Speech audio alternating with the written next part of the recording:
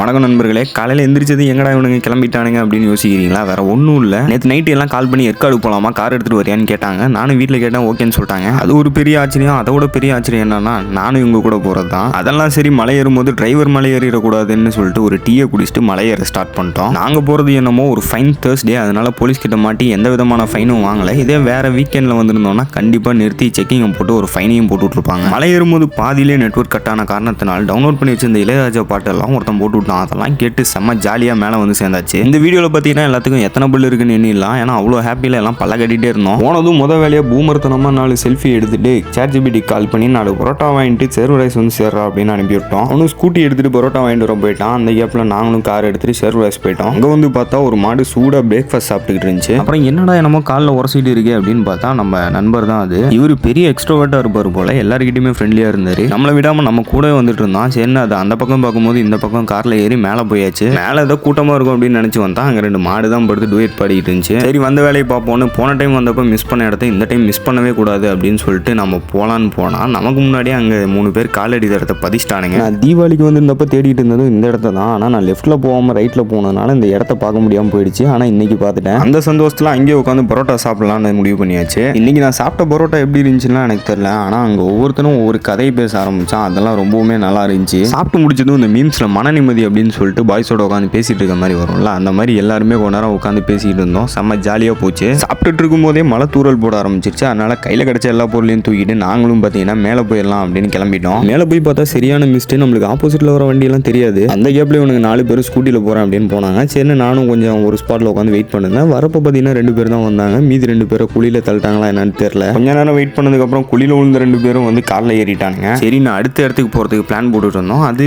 எங்கே போகிறோம் அப்படிங்கிறது நாளைக்கு வீடியோவில் பார்ப்போம். இன்னைக்கு வீடியோ அவ்வளோதான். பை.